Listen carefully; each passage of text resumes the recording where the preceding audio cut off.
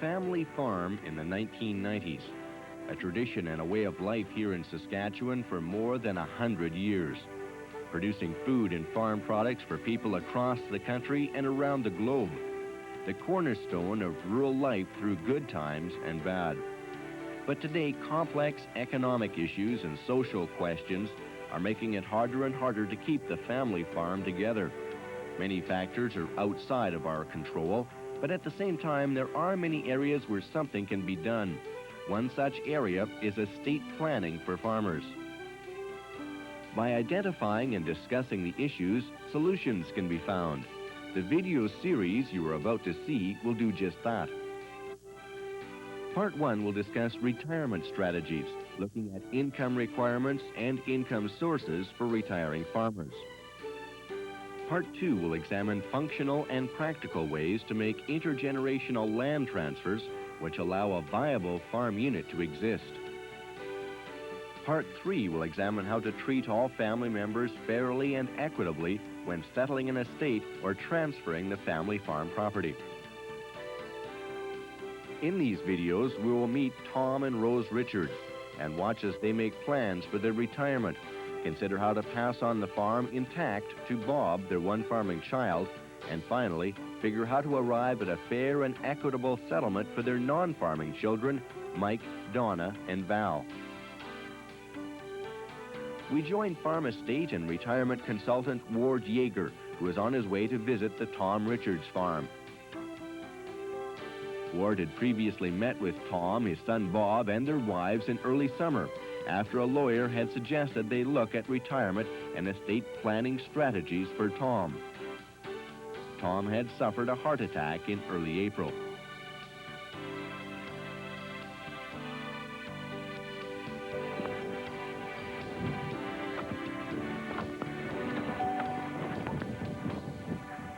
How you doing, Bob? Not too bad, Ward. See you. Yeah. See you. Looks like you guys are hard at it. Well, wheat's testing 14.5. Everything we took off this weekend up until today was a little damp. At least we're going to beat the geese to it. Who's driving the combine, Betty? No. You know, Dad, he's got to be right in there. Doesn't matter what Mom, me, or the doc says. He damn well does what he wants to. So, Bob, have your mom and dad been able to make any decisions since our last meeting? No, they really haven't said too much. But things sure got heated around my house. Betty's really concerned about where our roots are going to be. Well, I can certainly understand that. You guys were both pretty surprised by what your mom and dad's will said. Yeah. When we realized that the farm was going to be split up between my brothers and sisters and us, it really got us thinking. What do you think your brothers and sisters would do? Would they sell? Well, I don't know. Val and Donna would probably sell. Mike, who knows? But I do know that with our share, Betty and I don't have a large enough farm to make a go of it. We can't afford to buy the others out. The way banks are now, I doubt they'd lend us the money anyway. Sort of like being between a rock and a hard place. You know, Ward, I've been helping Dad farm since I got out of school. And we've never really talked about what's going to happen with the farm when Dad retires or when Mom and Dad die. You know, Bob, that's a pretty tough decision for you folks to make. It's really maybe easier for them not to do anything at all. I can understand that. But the bottom line is, there's no way I can make a go of it on 2 quarters. I need to know whether I can make this into a viable farming operation or whether I need to look for something else.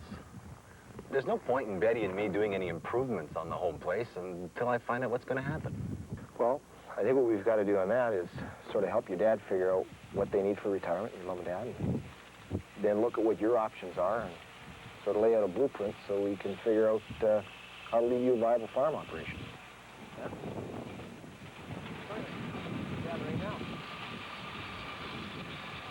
How's it going, Tom? Oh, it could be better, could be worse. Considering what happened in April, I'm pretty glad to be out here. Lois doesn't think I should be out here, but there's no fun at home, you know. Bob, Rose bringing out lunch? No, Betty is. She said she'd be about a half hour.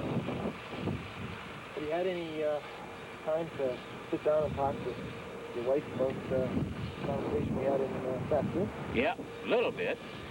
Why don't we jump in the combine and talk about it? All righty. At their meeting in July, several issues came out. Number 1, Tom and Rose wanted to retire. Number 2, Tom and Rose weren't sure of all their income sources, nor how much retirement income they needed. Number 3, Tom would like to see Bob take over the farm. Number 4, Tom feels it's important to leave Bob with a viable farming unit. Number 5, Tom and Rose want to be fair and equitable with their non-farming children.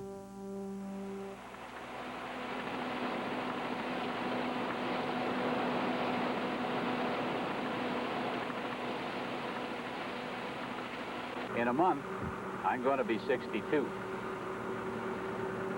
As you know, I planned on retiring and having Bob take over the farm when I turned 65.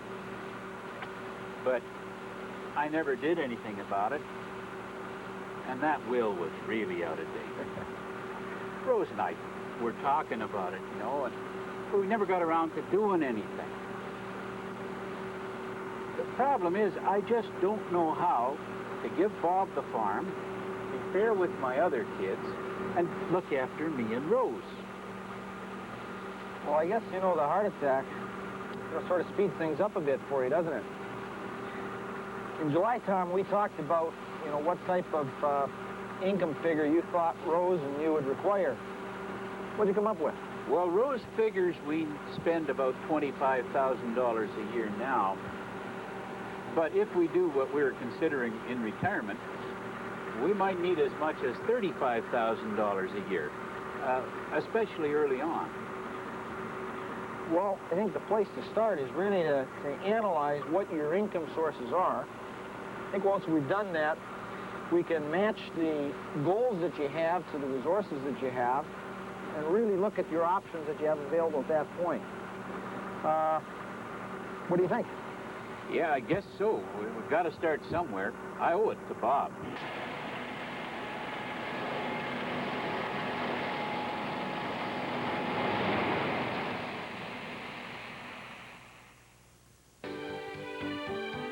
In the next meeting, Ward and an associate, Marcel LeBlanc, are reviewing the retirement report they've prepared for Tom and Rose. During the meeting, they will look at 3 issues. Number 1, Tom and Rose's retirement goals and objectives. Number 2, the intergenerational transfer of their farm to their son, Bob. Number 3, the difficult question of an equitable distribution to their non-farming children.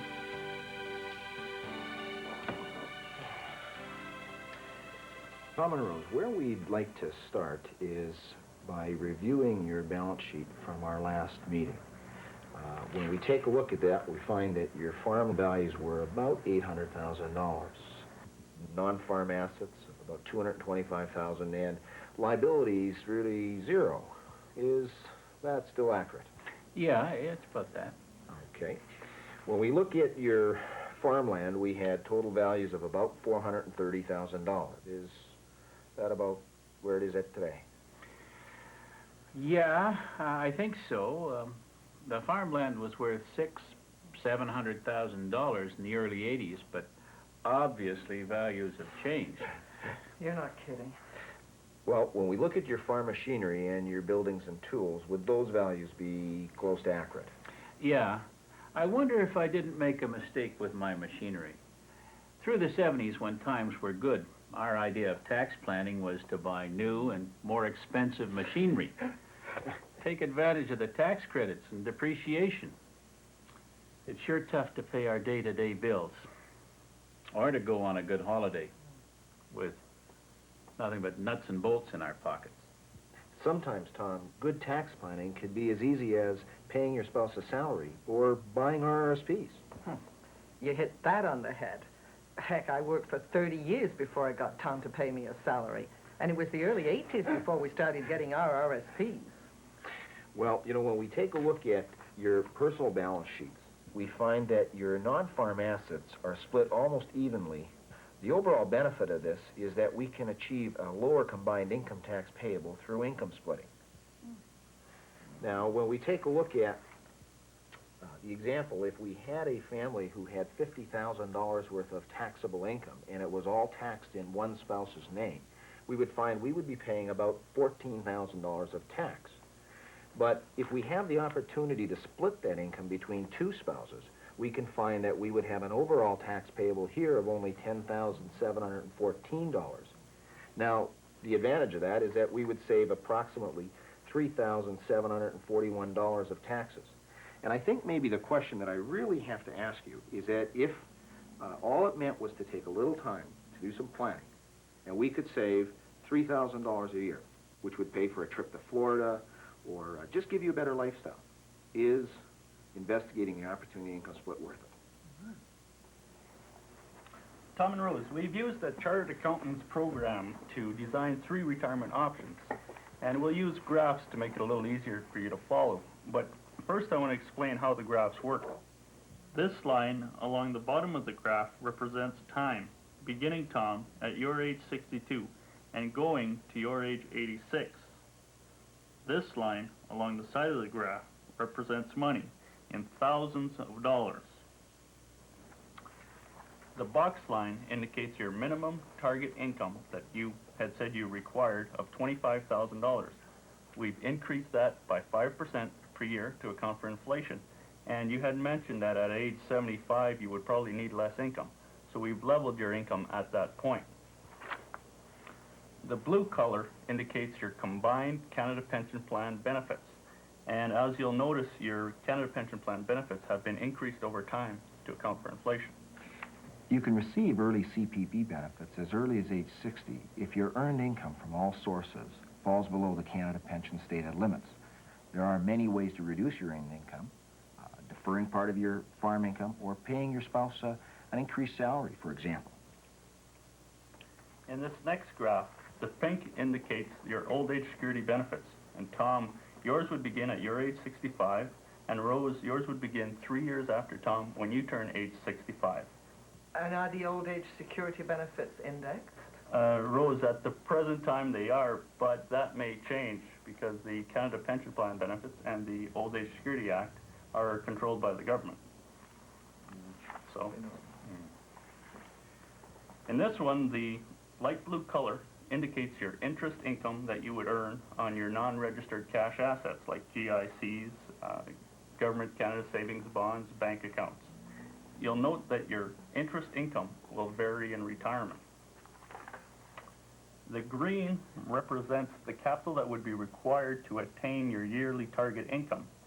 The green above this box line is really the cash that we need to pay the income tax on your taxable income. Your Canada Pension Plan, your Old Age Security, and your interest income are all taxable. But Marcel, I thought that the idea behind RRSPs was to save money for retirement. So why don't we spend our RRSPs first before we spend our non-registered cash? Tom, the reason that we'd recommend that you spend your non-registered dollars first is that if we bring your RSPs into income, they'll be taxable today. And if we allow them to compound, they will compound tax-free, and we'll find that you'll have a much larger income in retirement than if we spent your RSPs first. In this graph, the red color shows the RSPs coming into income, Tom, at your age 71. Now, the reason we bring it in at age 71 is in Section 146 of the Income Tax Act, it states that you must begin bringing your registered retirement savings plan back into income in the year you turn age 71. Now, there's a number of ways of doing that. You could cash out your RSPs in a lump sum, but obviously that'd be unattractive as you'd pay a whole ton of tax. You could buy annuities, or you could buy a RIF, a Registered Retirement Income Fund. Now, the Chartered Accountants program chose a RIF as the most effective tool in your situation. You'll note that in the later years here, Tom and Rose, you have a great deal of excess income. Marcel, correct me if I'm wrong, but doesn't that mean that we could take a higher retirement income in the early years? Yes, Tom, you certainly could, and that's what we did in the second retirement option. What we did is we raised your income level from the $25,000 to the $35,000 goal you had. what we see is at age 73, right here, you basically run out of capital. You would still have your Canada Pension Plan benefits, your old age security, but you have a major shortfall. To illustrate this point, the next graphic shows what happens to your $225,000 of non-farm assets. You can see that by age 73, you run out of capital. Obviously, we're going to have additional retirement income, Marcel. How much of a shortfall do we have? About $125,000, Tom.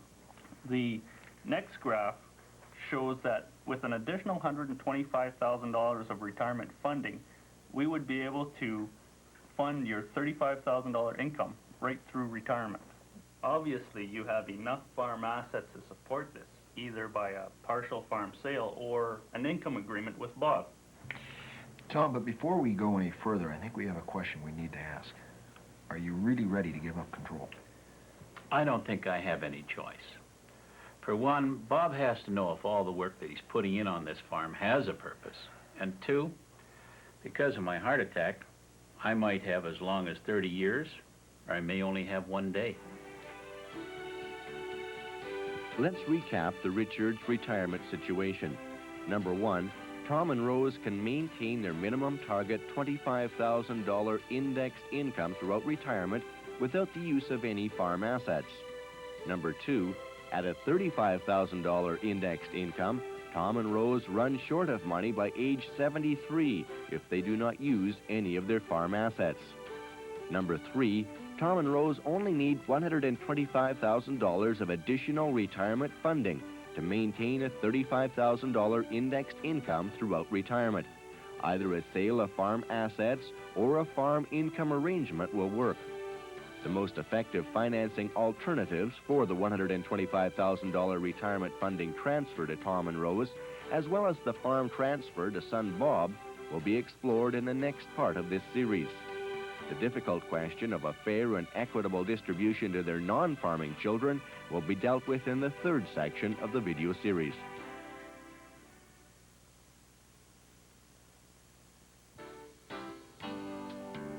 In part one, Tom and Rose Richards discussed with the farm retirement specialists several different retirement strategies. The Richards are now meeting with their son Bob and daughter-in-law Betty to discuss which options fit best for the Richards farm. The key to retirement for Tom and Rose is a workable intergenerational transfer of their farm to Bob. Well, Bob, when we went through this retirement report with Ward and Marcel, we found out some pretty interesting things. The biggest thing was that if Mom and I are going to retire, we'll need some cash or income from the farm. What are you getting at, Dad? Well, if you want to take over this farm operation, you're going to have to buy a part of it. We can't just pass it on to you. We always knew we were going to have to buy it, Dad. Well, how much money are we talking about? Well, in the report that Marcel and Ward designed for us, at our retirement goal of $35,000 a year, there's an income shortfall at 73, you notice. Uh-huh. And really, we have two choices. One is that we need $15,000 a year for, how long was it, Tom? 10 years? Yeah. Or we need $125,000 cash up front if we want to retire this fall. Are you saying I can buy the farm for $125,000? No, that's just what we need to retire. Hey, go play in the other room for a while, okay? Thank you. It isn't easy. And we spent a lot of sleepless nights wondering about how to be fair to your brother and sisters, too. Yeah, so what does that mean, Mom? Bob, it's never been any secret that we've wanted to be fair to all of you kids. The problem is, what is fair? And how do we do it? I've always felt that the farm would have to fund that distribution.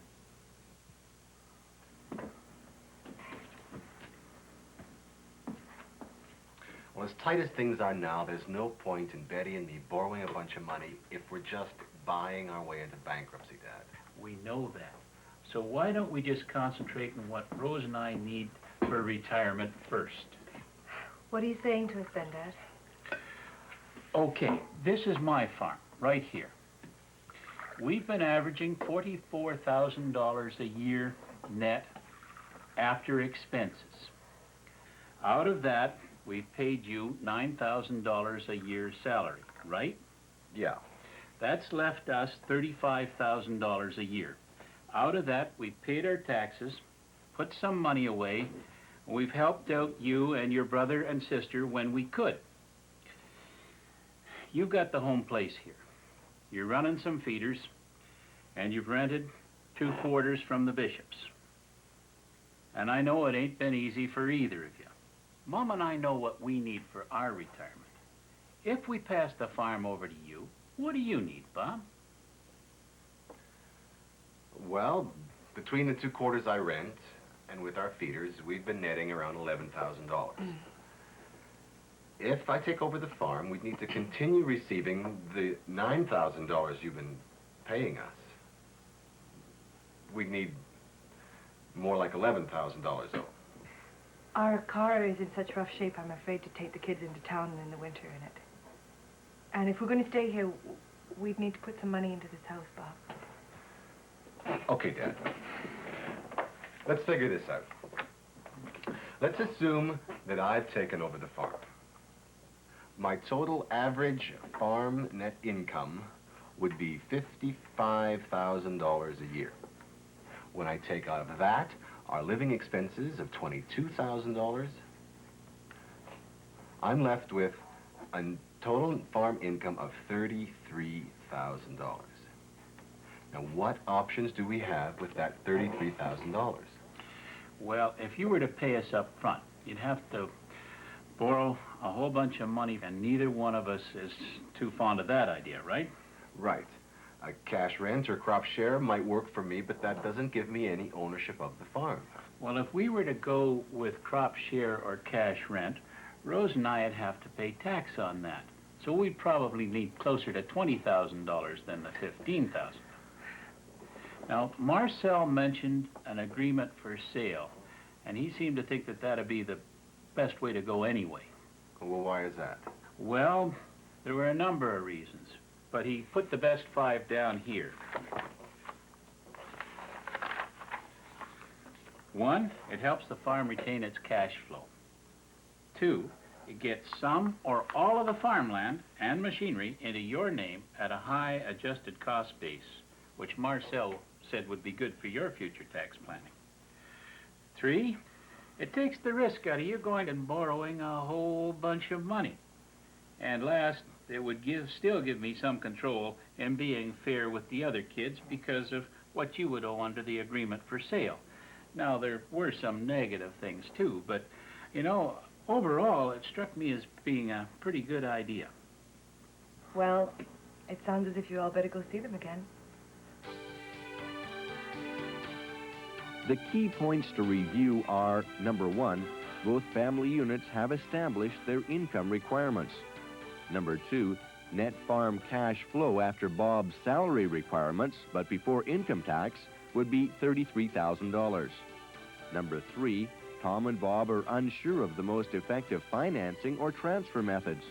Number 4, both Tom and Bob have some underlying questions of control and ownership. When you called, Bob, you mentioned you wanted to go over the different transfer methods available to you and your dad, the costs and benefits associated with them. Is there any particular place you'd like to start? Well, we'd like to know whether financing or an agreement for sale makes more sense in our situation. Now, we've already ruled out a rental agreement because it doesn't give me any control or ownership of the farm. Well, that brings up an interesting question. Tom, are we talking about giving up day-to-day operational control, or are we also talking about giving up financial control? No, Bob should get operational control, but yes, I would like to keep some financial control, at least until there's been a fair and equitable distribution to the other kids. Okay, well, Tom, when we talk about giving up control, who do we want to give that control to in the future? What do you mean, Ward? Well, do you want to give that financial control to Bob, to Bob's wife, Betty, to the banks, Revenue Canada, or to your other children? I don't quite follow. Well, if we pass the farm to Bob at a low cost, And Bob, I mean absolutely no disrespect to you. What happens if Bob next year decides to sell the farm and move to Vancouver? Or let's say 3 years from now, Bob and Betty have a divorce. Do you want to see a half of your farm, 30 or 40 years of your blood and sweat, your life, in your daughter-in-law's hands when you haven't even been able to make a payment or a distribution to your other children? I've seen that happen before. Or worse, what happens if we ask Bob you to pay a price for the land that the production value can't support? Should we, maybe today just turn the keys and titles over to the banks and save you, Bob, a lot of grief? Or what happens if we're not careful in how we transfer the farm and we find out that we trigger capital gains taxes or recaptured cost allowance because we didn't transfer the farm properly and the farm winds up having to pay? Like, who has control then? Well, I know that there's lots of ways to make these transfers. What do you think would work best in our situation? During our retirement planning meeting, we had talked about the amount of capital that you needed from the farm, right? Yes, $125,000 lump sum cash or $15,000 a year for 10 years. Bob, would borrowing that money be more efficient or less expensive than if we used an agreement for sale? Oh, I'm not sure. Well, after our last meeting, I had asked Marcel to work through the differences in net cost after tax of either method. Maybe, Marcel, you could go through it. What I had done, Bob, was make a number of comparisons. Number one was the after-tax cost of either method, and number two is the impact on the cash flow of the farm for either method. In our example, when we look at the bank financing, the $125,000 of principal that you borrowed would have to be repaid. And the blue represents the interest payment at a 12.5% interest cost. The red is the income tax that you would have to pay. So your total cost of bank financing over 10 years would be about $234,000. When we look at the agreement for sale, Bob, the green here shows us the $15,000 annual payments that would have to be repaid. The red would be the income taxes you'd have to pay. And we have a total of $166,000 over the 10-year period. That's a difference of $68,000 between the agreement for sale and bank finance. On a cash flow basis, we see some major differences. With the bank finance, the annual payment would be approximately $24,000 versus with the agreement for sale, the payments would be about $16,000. So on a cash flow basis, we're obviously further ahead with the agreement for sale, aren't we? Yes, you would be. You have a total net farm income of about $55,000. Out of that, we have to take your living expenses of $22,000 a year. The agreement for sale payments are of $15,000 a year. And the annual average income tax that you'd have to pay is about $6,000 a year. Right. Now that leaves you with approximately $12,000 a year of disposable income. So that $12,000 is for me. Well, we haven't looked at what we're going to do for the other kids yet. Well, Tom, before we look at the different options for your other children, I'd like to talk about some of the other benefits of the agreement for sale. What other benefits? Well, one of the things that we can do is we can write the agreement for sale at or near fair market value. Ward, why should we want to write the agreement for sale at fair market value when all Rose and I need is $150,000 over 10 years? Okay, well, there are really two reasons. Number one, what we can do is we can give Bob a much higher adjusted cost base on the farm, and you can use up your capital gains exemption. But number two, what we could do is still allow you to retain control of the family farm under the agreement for sale until a fair and equitable distribution or payment has been made to your non-farming children. That's very important. And as long as Bob or Betty owe you anything underneath the agreement for sale, they cannot sell or pledge as security these assets without your consent. I see. Also, many parents are concerned today about the breakup of the farm due to divorce. And under this method, your daughter-in-law could only receive 50% of the net farm equity and not 50% of the gross value of the farm. Now, to put it into perspective in your farming operation, Betty would be entitled to 50% of the value of the farm less the outstanding debt, whatever that debt may be. If we're making the agreement for sale at $780,000, can we still leave the level of payment at $15,000? Yes, your dad could receive the payments of $15,000 for 10 years and then forgive the balance. A key point to mention, though, is that the debt should be forgiven in your wills and not before you die. And the reason is Section 80 of the Income Tax Act deals with something called debtor's gain, which is tax problems that arise from the forgiveness of debt. We've developed what we call our plus-minus. And really what it is simply a comparison between bank financing and self-financing. And if you look here, there's about 15 points on the financing side, and there's about 45 points on the agreement for sale. I'll just leave it with you, and you can have a look at it. I'm sure you'll find it very interesting. Yeah, I think so. We'll have a look at your plus-minus, but from what I can see, the agreement for sale is the way to finance the transfer of our farm operation to you, Bob. The key points to recap are, number one, the agreement for sale is financially much more efficient because it conserves cash flow and minimizes the overall risks to all parties. Number two, the agreement for sale offers both control and tax advantages.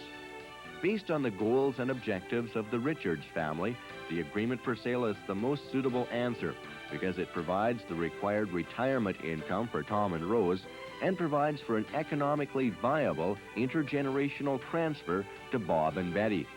It should be noted that every farming situation is different and each one requires a careful review and analysis, as there are many ways to approach each situation.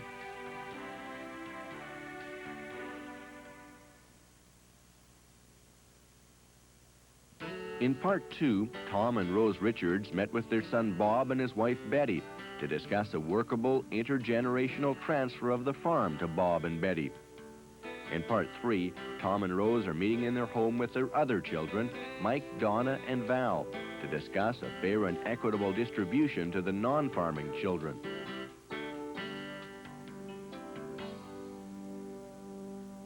Well, I'm glad we could all get together today. The purpose of this meeting is to explain to those of you who may not have all the details of what has been going on around here lately. Mom and I have been planning to retire, and after a great deal of number crunching, we figured out how much money we need from the farm to retire this year. Bob is going to buy the farm on an agreement for sale. The agreement's going to be structured over 10 years with no interest. Bob will be paying us $15,000 a year, which, in addition to our other outside farm income, will be more than enough to fund our retirement. Sounds like you've really got things taken care of. Well, wait a minute here. I always wanted part of this farm too, you know. I'll be damned if I'm gonna let my little brother have this farm. And I'll be double damned if I'm gonna let him steal it for peanuts like they're talking about. $150,000 for what? Probably $1 million farm. No way. Jack and I, we were hoping to move out from the city here too. Maybe keep some horses.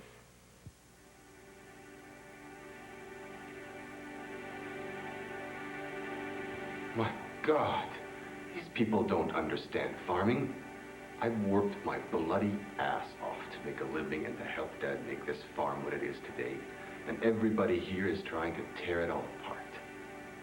I'd like to see Mike in my shoes for a year. Just a minute. What the hell is going on here? All I said was that Mom and I were planning to retire, not die. And here are all of you divvying it up as though we were already dead. Now, everyone, just settle down. Bob is a farmer. Mike is not a farmer. I can feel it in my bones. Donna and Jack could easily enough buy a few acres from Bob if they really wanted to. And Val, I don't know. She never really comes out and says what she's thinking. If there was to be a cash settlement to each of you kids, how would everyone feel about that? What do you mean? Like I said, If we were able to come up with enough cash to give a fair settlement for each one of you kids, oh, I guess you could call it a buyout or retirement compensation allowance, how would everyone feel about that? You mean that I don't get a part of this farm? Yes. Well, I don't know. Donna? Maybe. It'd be fairer than just giving Bob the whole farm. Val? If it's fair, I don't see why not.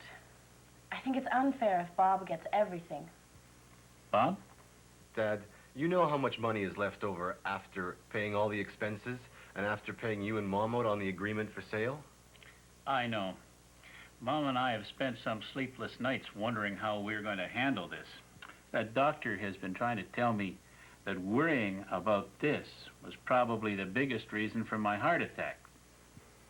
Maybe he's right. Well, how are you going to decide what's fair? I've done a lot of work around this farm too, you know. You've all done a great deal of work, and we're very grateful for your help. We've put you three through university, and we've helped all of you with odds and ends. I think one of the ways to discover what is fair is to look at what the farm can support. What do you mean? Well, Bob could take a portion of net farm income as salary because he would have to do all the work and take all the risks of that operation. That would leave $14,000. Now, Bob, you can correct me if I'm wrong here, but that $14,000 could be regarded as a return on farm equity, right? Right. Okay. That means that each of you, Mike, Donna, and Val, could and should receive $14,000 of income per year. Now, it would take $140,000 of capital for each of you at 10% interest to generate that $14,000 a year. But there's three of us. That means Bob would have to come up with $420,000 in cash? Right. Does that answer the question of what is a fair distribution to all of you? Well, I don't know all the financing details or the exact numbers on the farm, but I don't see how Bob can afford to pay out that amount of money. Well, our lawyers recommended us to some farm consultants. We've been working with them on the various transfer alternatives and ways to create that cash. Dad, show everyone the report from Marcel and Ward. Well, since this is supposed to be an information session, we might as well lay it all out. Bob could try to mortgage the farm at the bank and pay you out. That would cost that much interest. 2, Bob could have an agreement for sale with each of you over, let's say, a 10-year period. 3, we could set up a retirement compensation allowance for the 3 of you, which would be funded by life insurance on me and Mom. Why can't Bob rent the land or crop share with us? That way you would still have the same land base to work with. I've spent 40 years building this farm, and I want this farm to stay in one piece. I've seen too many farm operations split up, and there isn't enough left in the end for anyone. Why don't you go through the whole report, Tom? Let's go back to the boardroom scene where the discussion of the financing alternatives took place. After talking about the intergenerational transfer to Bob, the Richards were concerned about how they would deal with their non-farming children. We still haven't dealt with how to be fair to the others. Mike, Donna, and Val. How do you plan on being fair with the others? I don't know. We've been struggling with that one. I can't see how the other 3 can get the same amount as Bob without splitting up the farm. Marcel, what are other farmers doing? Well, in the last few years, many farmers are looking at the farm income approach, which is simply deciding on a salary component for the farmer, and any excess income would be looked at as being a return on equity. Tom, what's a fair salary these days? Oh, I don't know. Mike was saying that if he gets his promotion, he'd be earning someplace around $40,000 a year. The girls earn $30,000. Use $30,000, Marcel. Okay then, if we were to take your average net farm income of $44,000 per year, and because Bob is doing all the work and taking all the risks of the operation, the salary component would be $30,000 per year. Now that would leave Bob with a net return on equity of $14,000. Now if we were to replace that return on equity for each of the non-farm children, how much capital would it take? Well, at 10% interest, it would take a total of $140,000. 3 non-farm kids would be $420,000. Now that makes sense to me. That sounds right. Obviously, there are different financing options. I'll get the programmer to bring it up on the screen. Now, Tom and Rose, is it your desire that this distribution be made to your non-farming children this year? Or would you like to see payments made over time? Or would you like to see a lump sum payment made in your estate? I just want to know that what they receive is fair. That's a tough question to answer. Number one, the farm comes first. It must remain a viable operation. If it doesn't remain viable, there's no reason for a distribution to our other children. Well, aren't a lot of these distributions made when the parents die anyway? Well, I guess that really depends on what you think's fair and your goals and objectives. Well, I think this would be fine in our case, but how would it actually work? Well, let's have a look here. We have it on the screen. Well, let's stop and look at all our options. This line here represents the $420,000 that's required to make a fair payment to the non-farming children. And this bar here represents the total cost of financing. Bob, if you had to borrow $420,000 at 12.5% interest and make payments over 10 years, the average annual payment would be $75,000 a year. The total cost would be $750,000. Holy smokes. That's 180 cents per dollar of principal, and that's without taking into account taxation. That's a lot of money. You should note that the average disposable income of the farm is $12,000 per year. Bob, the bank financing would leave you with an annual shortfall of $63,000. Well, that's not much of an option. No, it's not, Bob. This bar here shows the total cost of an agreement for sale. Bob, if you had to pay your brothers and 2 sisters $420,000 over a period of 10 years, the annual payment would be $42,000 a year. The total cost would be $420,000. That represents $1 for every dollar of principal paid, without taking into account anything for taxation. Again, the average farm disposable income is $12,000 a year. Bob, the agreement for sale would leave you with an annual shortfall of $30,000. Well, there's no way that I can afford either of those options. I mean, I guess if we had to, we could set up a partnership. But I don't want my brother and sisters as partners. Do you really think that having your brother and 2 sisters as partners would work? No, that won't work. The other kids would always be interested in income, and you'd be stuck with all the work, Bob. Okay.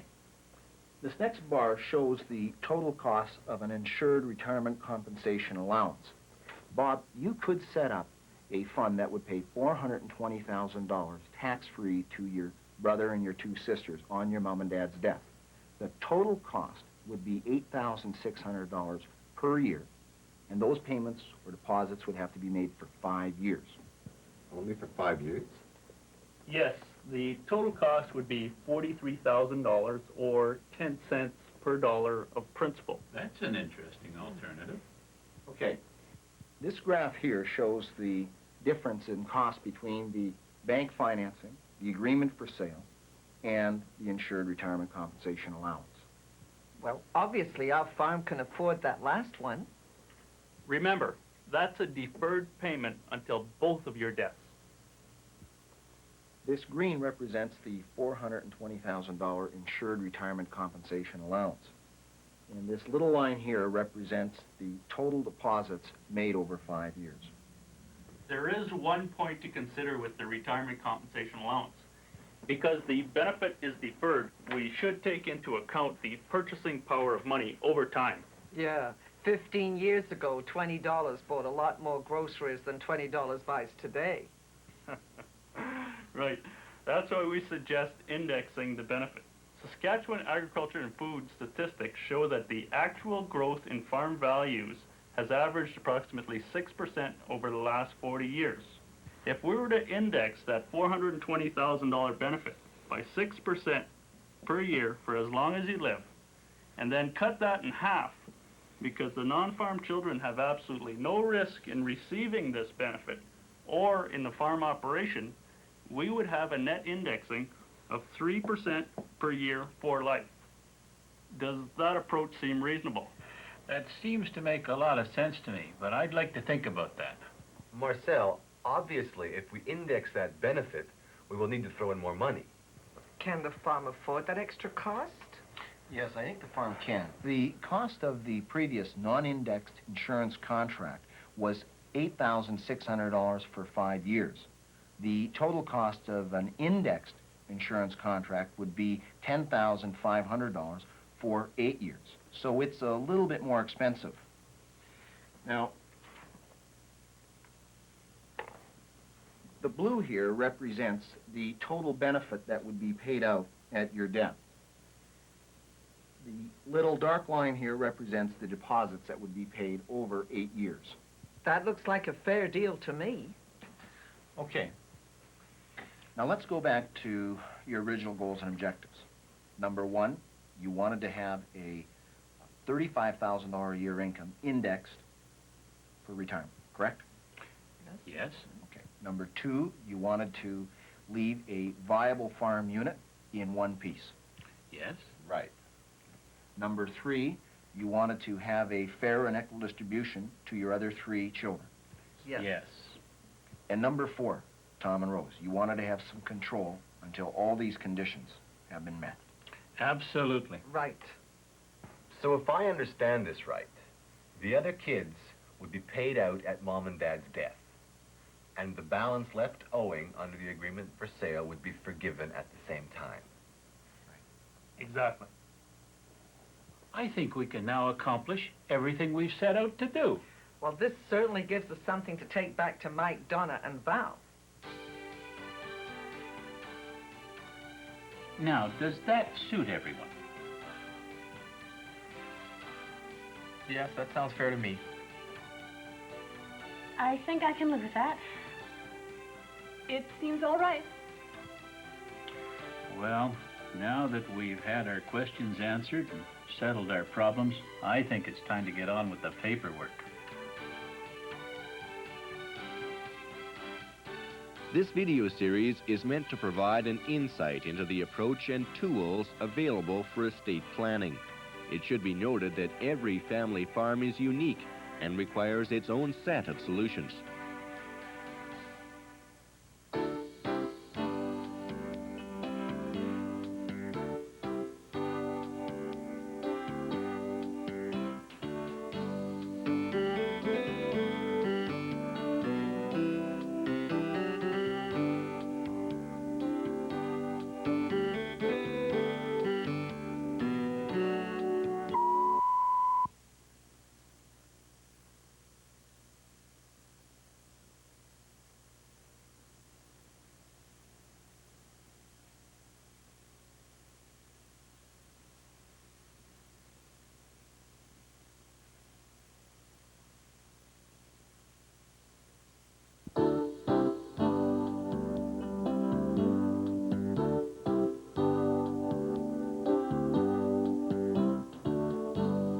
In the first 3 sections of the video series, we have had the opportunity to watch a farm family, the Richards, work through retirement planning, a viable intergenerational farm transfer, and a fair and equitable distribution with their non-farming children. In this section of the video series, we will cover many of the critical tax, legal, and social issues which must be addressed. The issues range from planning to the use of the capital gains exemption, from the farm rollover rules to income splitting. we will have the opportunity to listen to some of the finest farmers, farm management specialists, lawyers, and accountants. The reason these tax, legal, and social issues are critical to us as farmers is that if our professional advisors can help us to use these tools to our advantage, then these tools become the glue that can help hold our farms together and can help make them much more successful operations for future generations. But if these tools are neglected or not used properly, they can cause severe consequences for our farm operations. We will begin with planning. The biggest thing that we haven't quite went over is the overall importance, I think, of planning ahead for estate planning. Most people try to put it off as long as they can, and especially in these tight times, there's quite often a tendency to forget about that. But I feel that with the problems you're faced with out there and young farmers starting, and with the problems with the debt situation and low commodities, that you have to actually do a lot more planning than you would have in the past, even to, allow your sons and daughters to survive in the future in farming. I think it's important for retiring couples to look at the total picture of their retirement. There are probably four main areas they should be concerned with. They're usually concerned with the continuance of the family farm. They're concerned about their future financial security. They're concerned about the non-farming children. And they're also concerned about their own future lifestyle. And I think it's important that they look at all of those factors before they get bogged down in the details of any one of those areas. Often it's the fact that Dad really doesn't want to leave the farm. It's the only life he's known for 30, 40 years. He's not sure what he's going to do if he ever moves away from the farm. And sometimes he expresses this, sometimes he doesn't. But it's always there in the back of his mind, and sometimes it can be a very important factor as they make retirement plans. If this isn't properly addressed and discussed, it can really be a disturbing factor as they try and make plans. The plans they are not satisfied with them because Dad is concerned about what is he going to do if he moves off the farm. I would like to emphasize the point that it's important for retiring couples to look at the total picture of retirement and become completely comfortable with their plans of what they plan on doing. They're entering a new stage in their lives. They're going to be working now at dismantling all of the assets that they've spent a lifetime putting together. It's a new experience for them. They're only going to do it once. They only retire once. There's all the family and personal implications that are involved. And I think it's important, again, that they look at the total picture. What is retirement going to mean for them personally? And then look at the technical things, the land transfers, their future financial security, and the future of the farm. Those are technical things, but they have to be satisfied emotionally that what they're doing, they're comfortable with. Definitely, the professionals, the accountants and lawyers, do need to be educated in that area. They are expert in their particular area, and when a farmer comes in and asks a question about land transfers, they zero in on the area that they know, whether it be tax or the legal area, and often they don't give consideration to these emotional and personal questions that may be nagging in the farmer's mind that he doesn't want to talk about, but yet he has to address. And all professionals, I think, need to be more aware of these hidden concerns that may be there, and maybe they need training on how to help farmers come to grips with these concerns. In this day and age, I think it's with the changing economic conditions, with anything, a person should sit down, establish what they really want to get out of life 10, 15 years down the road, set some goals, set some priorities, and then make some work plans to establish this and to help them to get what they really want to get out of life. We recognize this, that in the typical family farm operation where there are younger generations on the farm, helping mom and dad, so to speak, that by the time you get to that point where the parents want to retire, the younger generation, and certainly in our case, they have already made a major contribution to the development of mom and dad's farm. And it's important to take that into account. they've already earned a good equity in that operation. So what did we do? We started planning early, and that's a must. Almost from the time you start to accumulate some assets, you have to start giving some thought to, now how are you going to dispose of them to the younger generation in a way that's fair and equitable to everyone concerned. I think it's quite typical of most farms. Probably a small amount of planning is being done, but not enough. One thing that could be considered is the formation of a company.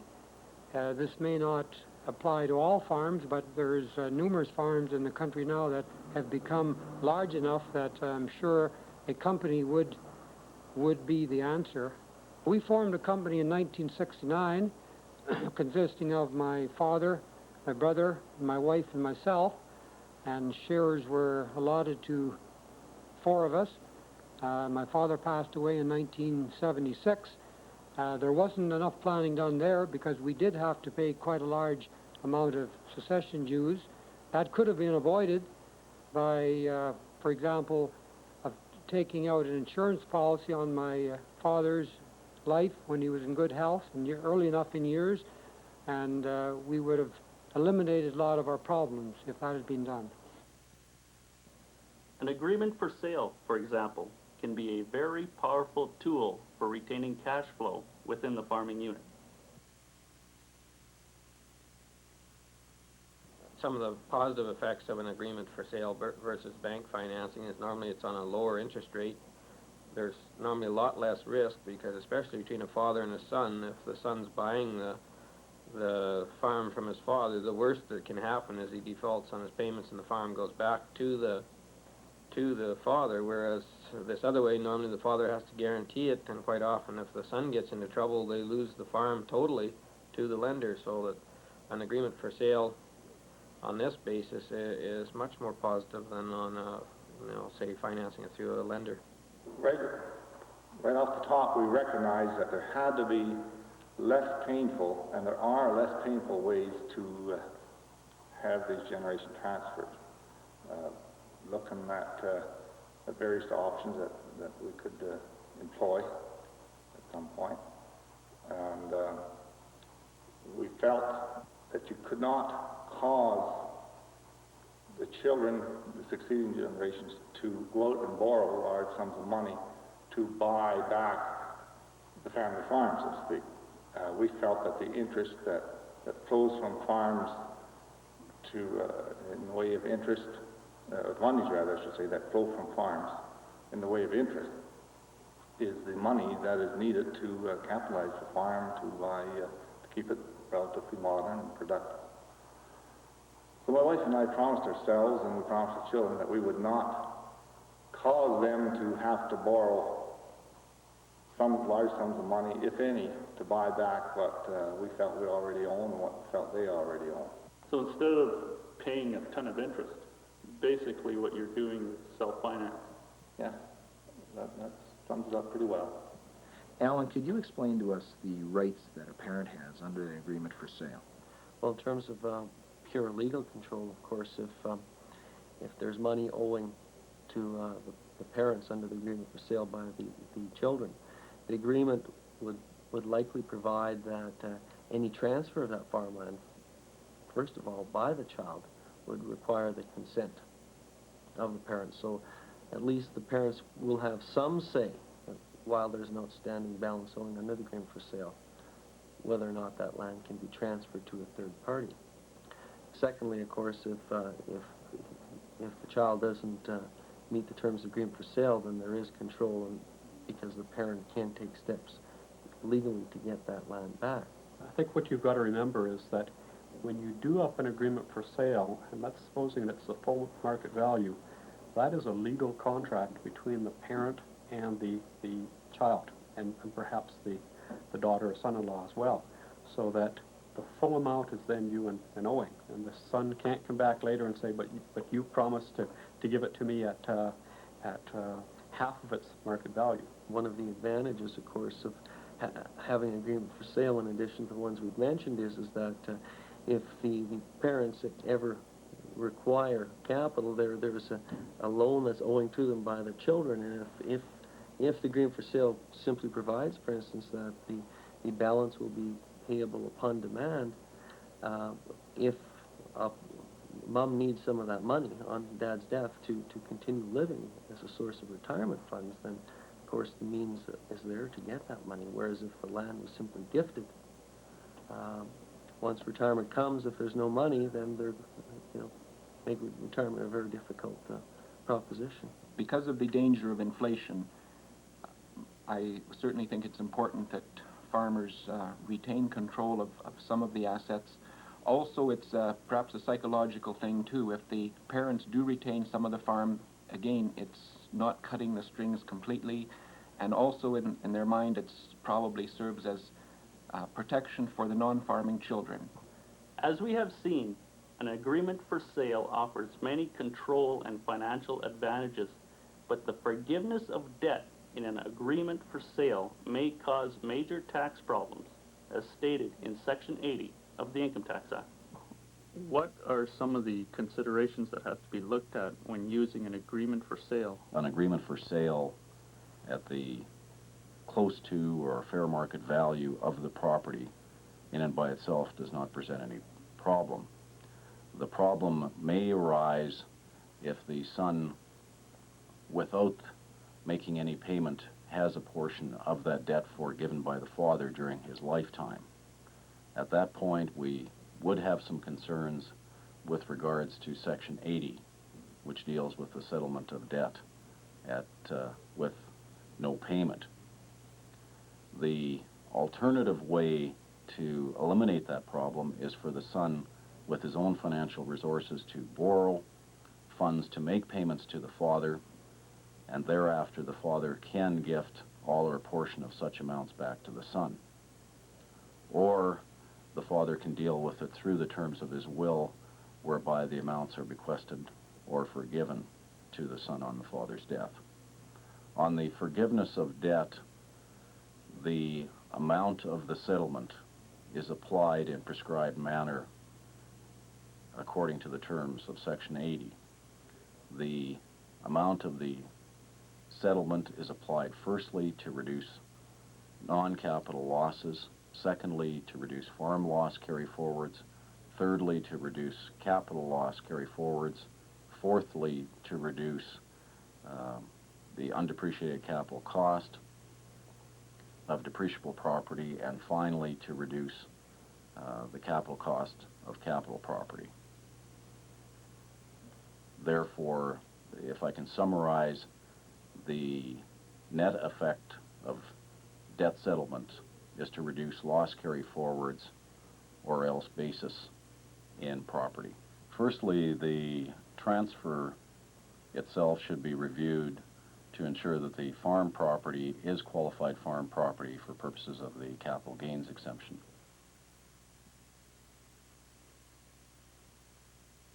Generally, how are capital gains taxed? In 1990 and future years, 3/4 of a capital gain is included in income. Ignoring the capital gains exemption, or if the capital gains exemption were not available, this 3/4 of the gain which is taxable is included in income and taxed at the individual's marginal rate of tax. To determine the amount of the gain, you subtract your cost base from the proceeds, and that remainder is your capital gain. The capital gains exemption of $100,000 is available to everyone. There is and I will call it the enriched gains exemption of an extra $400,000 for farmers, available in respect of farmland and shares of qualified family farm corporations. In respect of the question to utilize the gains exemption to increase the cost base of the property, as long as it is a bona fide transfer and disposition of the property by the taxpayer to another family member, there should be no concern with the general anti-avoidance rule on the basis that revenue has previously accepted the utilization of the gains exemption to increase cost base, and it is within the spirit and intent of the Act. However, it would be prudent to check with Revenue Canada on their current administrative position as to the application of the avoidance rule. Lyle, what type of concerns should farmers have in the area of minimum tax? Minimum tax is applicable in a particular taxation year to the extent that the taxpayer has certain tax preference items, of which the non-taxable portion of a capital gain is one of these preference items. In order to minimize the impact of the minimum tax, a farmer could consider that the sale would occur in the year where he's eligible to block average, although that is becoming of limited benefit. Or alternatively, he could consider selling on a loan or agreement basis whereby his proceeds are not all due in the year of sale.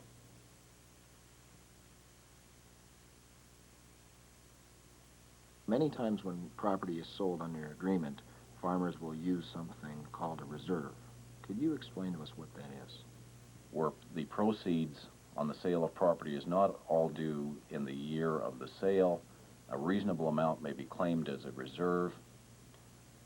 The claiming of the reserve may allow you to bring in a lesser amount of a taxable gain on an annual basis and may allow someone to minimize the impact of the minimum tax.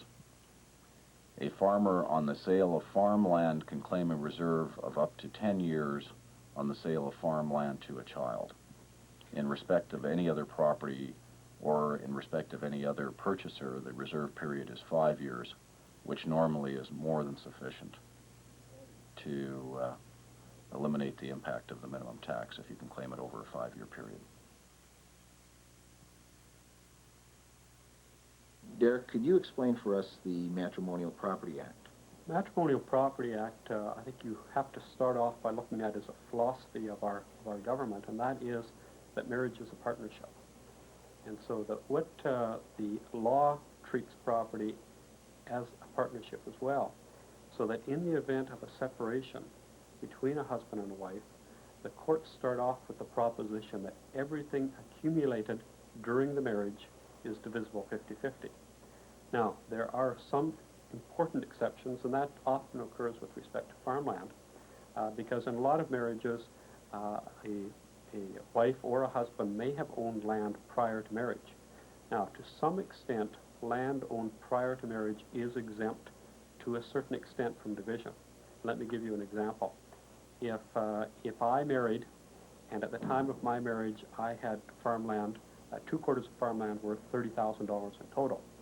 And if I separated 20 years later, and I still owned that farmland, it would still be exempt for me, but only with respect to the value of that land at the time of the marriage. So if the land at the time of the marriage was worth $30,000, and at the time of the separation it was worth $100,000, I'd be entitled to an exemption of $30,000, and the $70,000 increase would be divisible. That's the first thing. The other thing is that the exemption is only good if A, it's still in existence, that means that asset is still in existence, and B, if it's not the home quarter. If it's the home quarter that you owned prior to marriage, it's divided 50-50, irregardless of the fact that you owned it prior to marriage. So if a farmer simply gives land to his son or to his daughter, he's got to be aware that that's deemed to be a gift to both of them, and it's going to be divisible 50-50. So that I guess if the parent is concerned about the son or daughter's marriage, then the less equity that the son has to divide up at any point in time, I guess, may be an advantage certainly to the father. Could you explain for us the Dependents Relief Act? The Dependents Relief Act is an act that obligates everyone who makes a will to give effect to those that the law says he must maintain. And that is your spouse and your dependent children. And dependent children are defined as those children that are under the age of 18 years or over 18 but still under disability, perhaps because of a physical or mental disability. However, you still must have regard to your spouse, and if you don't make adequate provision for your spouse, then that spouse can go into court and upset the terms of the will.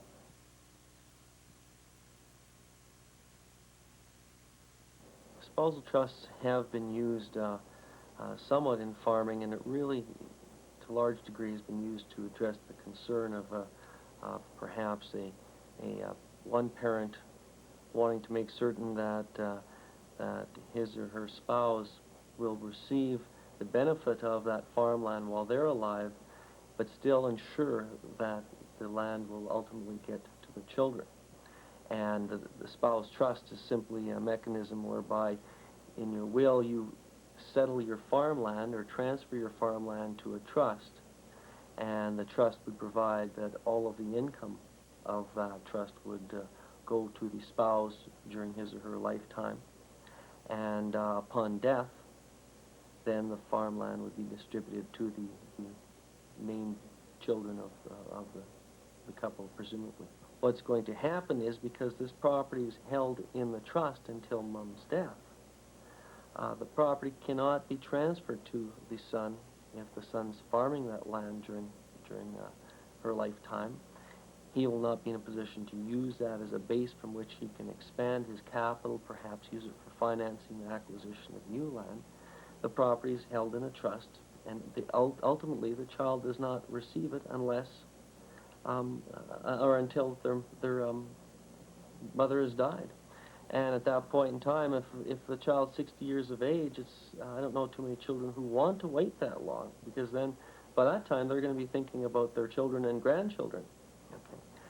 So that what has happened in a lot of situations is 5 years or so after Dad has died, both Mom and the children are coming back saying, how do we get rid of this trust?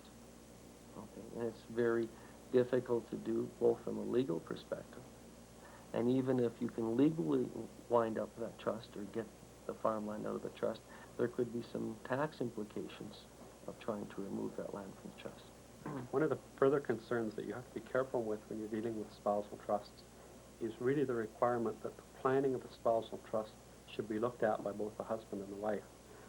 What happens in a lot of cases is that the husband may decide on his own that he wants to set up the spousal trust because he wants to ensure that the land is going to be passed eventually on to the children, and he wants to ensure that his wife during her lifetime has an income, and that's fine.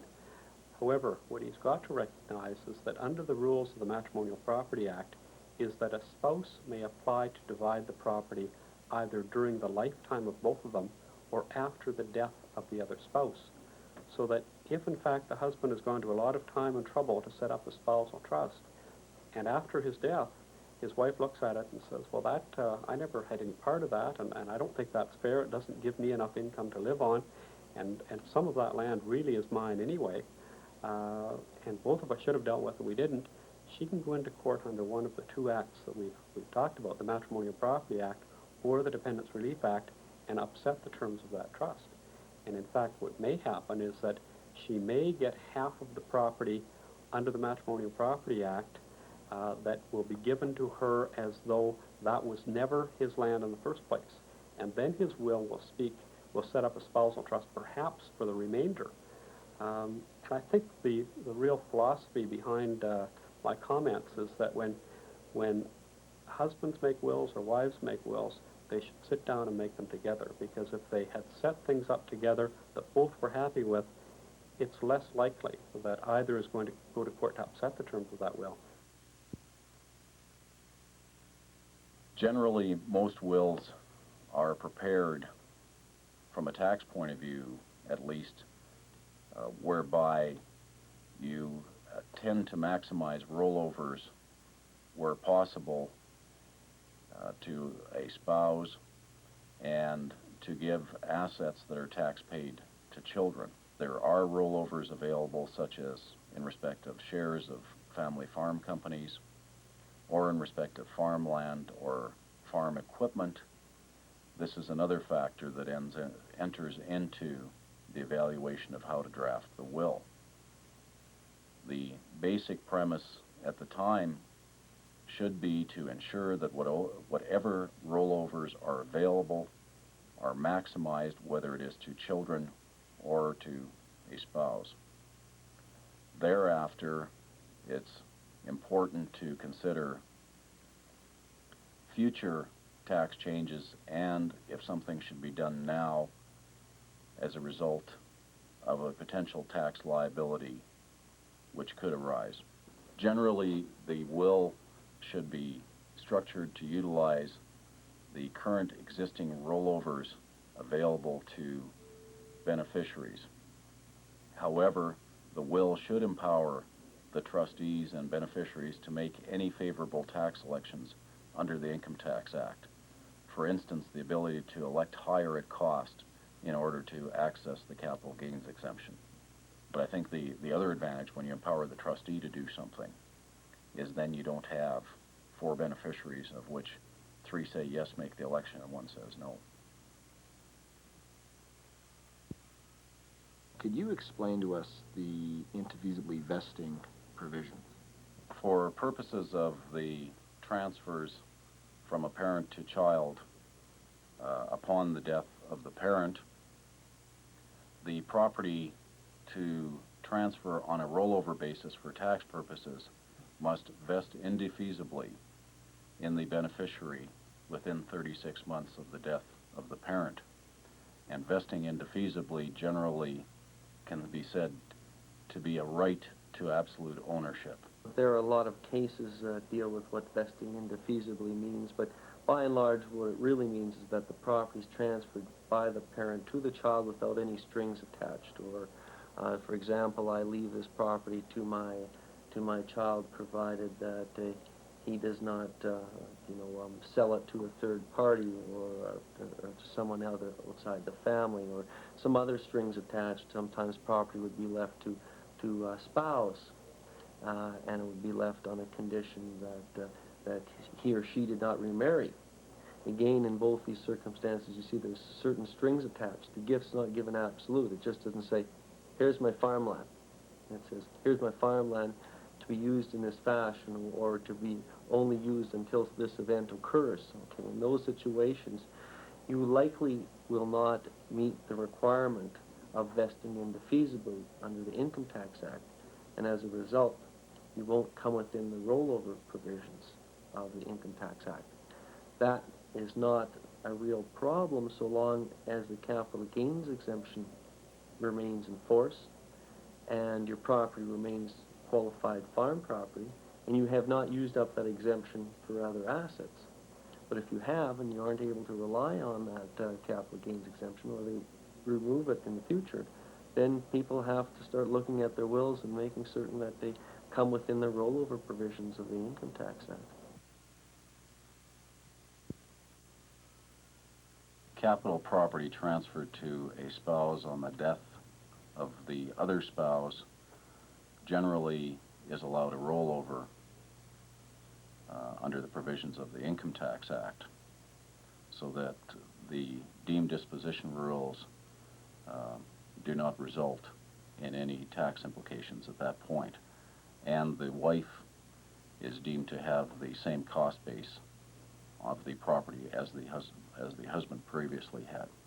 On the death of the husband, the property may roll over to the wife, or alternatively, you may elect on filing the final return an amount at his cost base or fair market value. And with the capital gains exemption, it is oftentimes prudent to elect an amount higher than the husband's cost so as to utilize his capital gains exemption. Also to consider is that on the capital gain that would be deemed to arise by electing higher, the minimum tax rules are not applicable in the year of death. During the lifetime of a taxpayer, the rules automatically apply that on a transfer from a husband to a wife, the disposition is deemed to be at the husband's cost. Also to be considered within inter vivos transfers is the attribution rules, which would attribute any income on the property as well as any capital gains on the property back to the transferor, unless the parties to the agreement elect out of this rollover provision and to deem the sale to occur at fair market value, and if the wife were to pay adequate consideration either by means of cash or property or indebtedness with a market rate of interest, and interest thereon was paid annually. Generally, on the death of a farmer, if the property was used immediately prior to his death in the business of farming, the depreciable property and land is available to be rolled over to the children at the father's adjusted cost base, and that is the cost base to the children. In respect of transfers to the spouse, we previously discussed that the property would roll over to the wife in all instances. In respect of other properties that a farmer may own, such as grain inventory or cattle inventory or deferred grain tickets, these items are considered to be rights and things, and upon which he can elect to file a separate income tax return, or alternatively, the estate and beneficiaries may elect to have such amounts taxed in the hands of the beneficiaries. I use the term inter vivos to refer to transfers during someone's lifetime, whereas the testamentary transfer is occurring after the death of the taxpayer.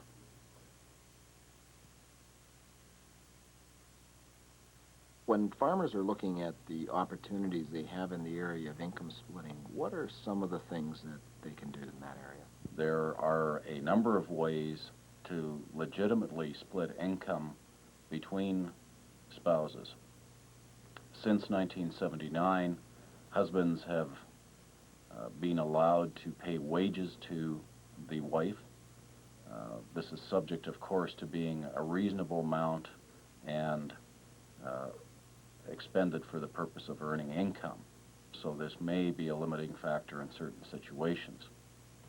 A second potential manner to split income is for the wife to acquire property in her name and use it in the business of farming so that the income is hers in her own right and taxable to her. A third potential way is for the formalization through a partnership agreement, respective transfers, and respecting a number of items in the Income Tax Act to legitimately form a husband and wife farming partnership. And a fourth manner of splitting income on a more future basis is the utilization of spousal registered retirement savings plans. The maximum tax saving of income splitting, ignoring the ability to increase RRSP contributions, amongst other things, but just as the difference between marginal rates, the savings is about $6,500 at the maximum. Ken, when we look at the farming situation you're in, which is a partnership with your dad and yourself and your brother, I know there were, back when we first started working with you, concerns in regards to the level of tax that you were paying. What were some of the things that you had looked at? We have been farming here as a partnership, my father, my brother Herb, and myself. Things have been going fairly well for us, and so there has been a substantial income, which we've split three ways. With that three-way total, it added up to a fair bit of income tax. It then was suggested to us that we look into income splitting, seeing that our wives spend a lot of time out here with us anyway. Dairying is kind of a family-orientated business, and so we looked into that and went ahead with income splitting. And by doing that, it has lowered our tax brackets, and therefore it has saved us a substantial amount of money. we've really appreciated it.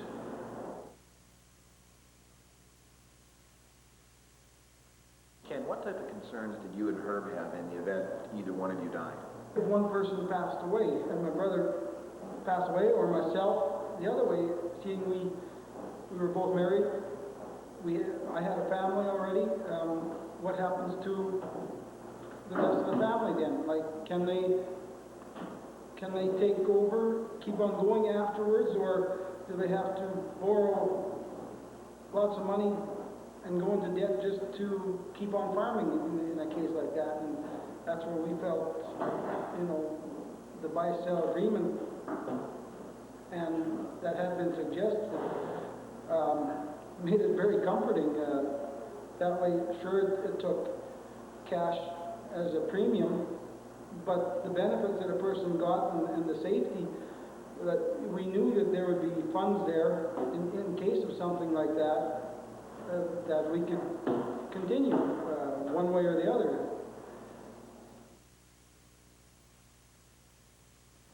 There are obviously many, many tax and legal questions that affect the family farm operation today.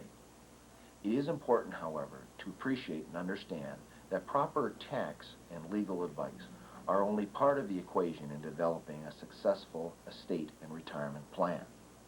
Very often, problems develop in the family farm operation because of lack of communication or unreasonable or unrealistic expectations of different family members. What are some of the magic things that certain families do to not only work together, but to enjoy working together, compared to those family farms that are destroyed because of personal conflicts? In the next segment of the video, we will discuss some of the more common and practical problems that farmers face from a social perspective. Many times, it is important to be as sensitive of these social issues as it is of the tax and legal problems that farmers face today. The problem we as farmers face today is to try and find the happy medium or balance between all of these issues. We will begin by exploring the question of independence. Two of the areas that I feel are important in the transfer of a family farm from one generation to the other are the independence of the parents and the children taking over, and the other area is the security for both the parents and the children. And I'll elaborate on that a little bit, in that I feel that the independence really is a very crucial area, because you can have all the greatest legal documentation and legal organization that there is, but if the parties are not emotionally independent from each other, the structure will not work, no matter how good the legal structure is. And by emotional independence, I'm talking about the area of influence that the parents have on the farming children. For example, I'm dealing with situations right now where the parents will not allow the children independence in their thinking and their planning. Parents dominate the children. I'm using the term children here loosely. I'm talking about adult children that are 30, 35, 40 years old. And in one case that I've got, it's actually split up the marriage of the young couple taking over the farm, because the father dominates the son to such an extent that the daughter-in-law can't handle it, and so she's left the home.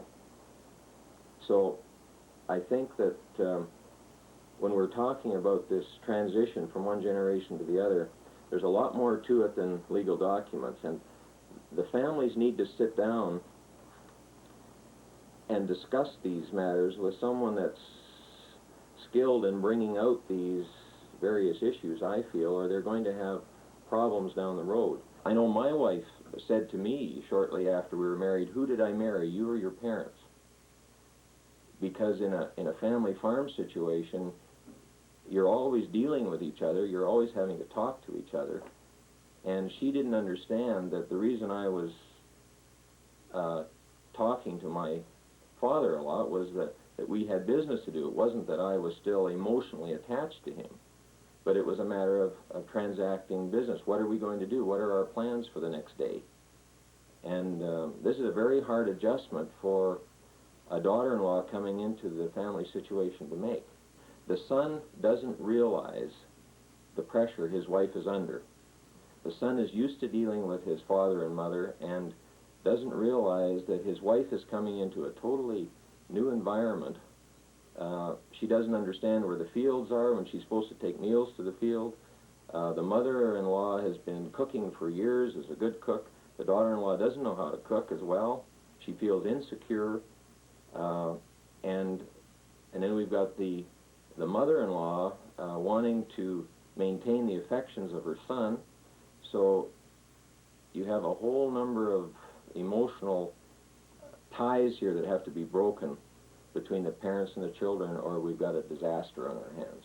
I feel just some practical things to establish physical independence are, one would be the location of the young couple's residence.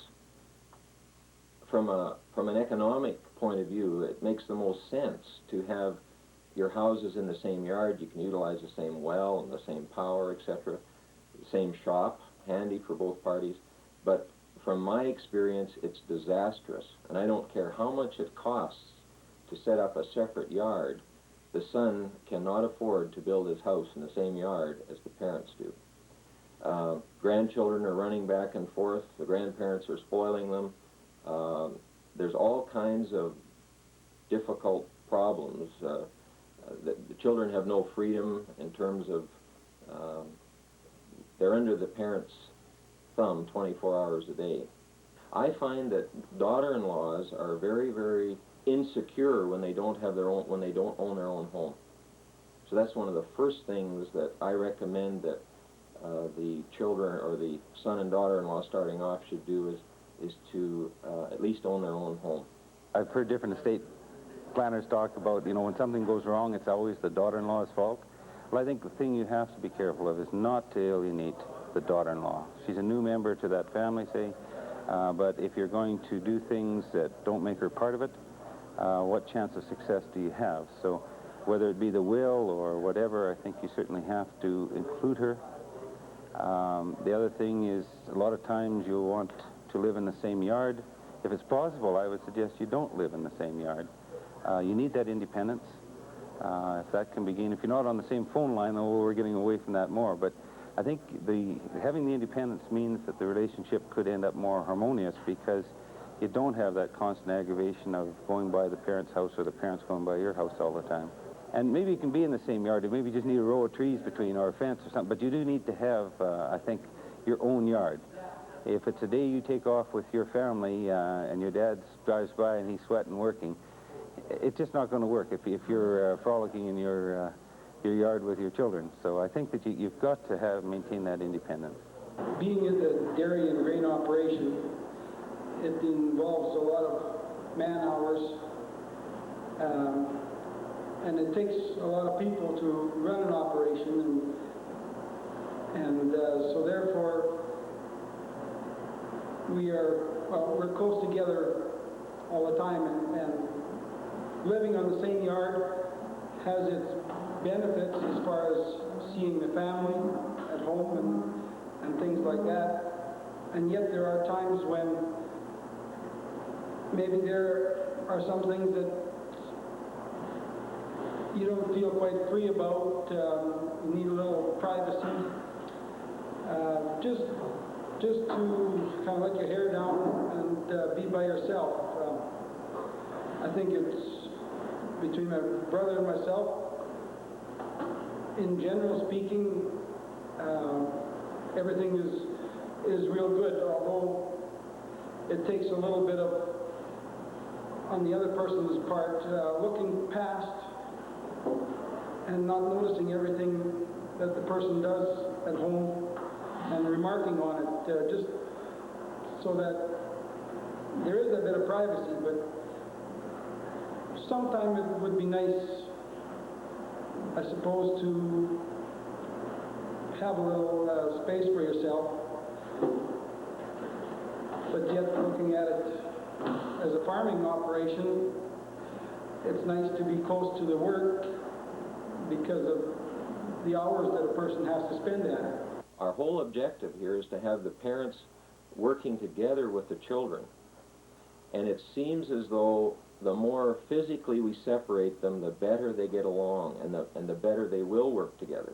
The instigator of change or wanting to get something done could well be the daughter-in-law. She needs to know where she stands. She has a family. They're going to soon at some point come into it. So I'm not sure of the. I don't think it has to be conflict, but a lot of times that could be what does bring it about. Many parents are torn at that stage, and just what am I going to do in terms of trying to be fair to all the children that I have. But really, it's a shame when you've created assets and then you have to worry. I don't think, if you do nothing about it and the father says, in my will, when I die, I'll leave it all to my wife, I've run into cases where you just pass all that pressure on to the mother, and I don't think a mother in her 70s needs to have that heartache of trying to be fair. It should be done while you're a couple and decide. You're the only ones that can decide what is fair. They're your kids, you're the one who raised them. I think while you're both there, try and decide what would be a reasonable way to do it. In trying to decide what is fair, it depends on your goals. If the goal is to preserve that family farm, which is a very strong one, I think, with Saskatchewan farmers, it's a matter of how much can that child that's taking over the farm afford to pay. Some people have looked to trying to be equal with the children through insurance. Others have said, no, we won't go that route. We're going to go by just having that son or daughter pay what they can afford to pay. And in these uncertain times, it's always a risk, because what is that amount, you know? The amount in the 70s was a lot different than it was through the 80s, and what will it be in the 90s? I usually say to a father, don't sell your son anything that you cannot afford to get along without. Because once you've sold it to your son, he can go bankrupt, he can have marriage problems, and that land is gone from your unit. The son then comes along and says, well, what if Dad gets senile and wills it all to my sister living in Vancouver, who's never had a thing to do with the farm since she left home? So we've got to look at the son's security then. How do we give some security to the son that when the dad passes away, that he's going to be able to acquire the rest of the land base? And that's done in a number of ways. From a legal point of view, one is an option where the father grants the son an option that allows the son to buy the farm at the father's death. And so we've guaranteed him the whole farm when he dies. Then there's a number of different ways of financing that purchase at the time of the parent's death. The father, there can be insurance placed on the father's life that will provide a lump sum of money to buy out the father and pay the non-farming children and the mother their share of the estate. Or it can be done over an agreement for sale over a period of years, with or without interest. To me, one of the very important things in this transfer from one generation to the other is not dampening or discouraging the parents when they start this transfer, not getting them into the thinking process that they're becoming useless or becoming too old to be of value. And I find it's a very, very stressful thing for parents to start turning the farm over. And I saw this happen in my own father's situation, where when I bought most of the farm from my father, even though really it was a plan that he was going to continue to get the crop as long as he lived, or until I got it paid for, whichever first happened. I saw that his interest changed. I saw that he in fact didn't have the same enthusiasm about the farm that he had before, and all we'd done was a paper transaction. We were both still working the land the same as we always had. There was absolutely nothing changed except we changed the titles. We changed ownership. I still owed him the money. In fact, he still had the titles because I hadn't paid him. I was making yearly payments to him, but I noticed his interest wasn't the same. And it's a very, very dangerous thing to transfer too much land to a child at one time. In our case, I think we did too much at once. And my dad kept a quarter. He still has that quarter. And I found that over about a 25-year period, his interest has come back. But it took about 10 years to recover emotionally from that, that transfer that took place.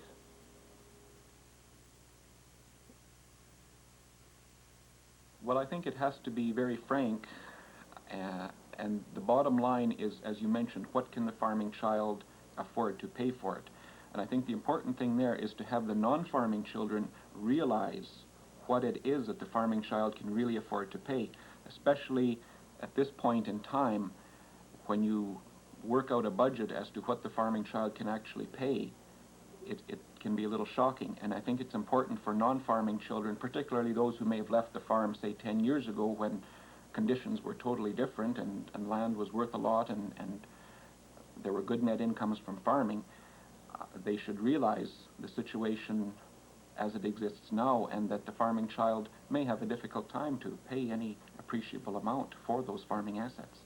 There should be a family discussion. Usually families get together once or twice or every few years, and at that point it would be good for the parents to initiate the discussion and discuss with the family their retiring plans, their estate planning plans, and point out to the other children what the farming child is expected to do, how much he is expected to pay, so that they all realize that this is the way life is.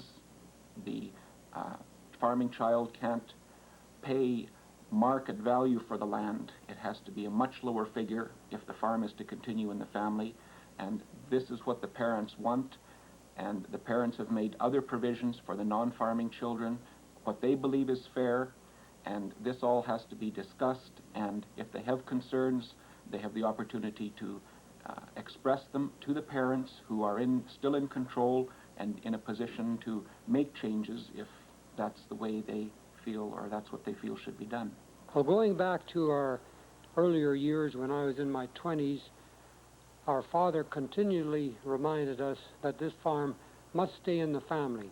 He encouraged us to plant trees and slowly build the farm up as the money was available, and he said the only way that we'll see the real benefits is from passing it on to each generation, and each generation should benefit a certain amount from the last generation's work. We feel that we're dedicated farmers and seed growers.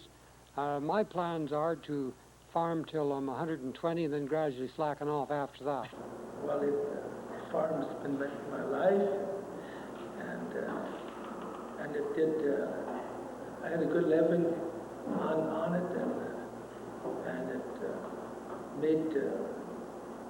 made me lots of money, you know. It made me a good living, and I wouldn't. Jeff Rob would like to even see the boys just carry on like this. It's part of that blood, you know, and be really good if it kept right on going.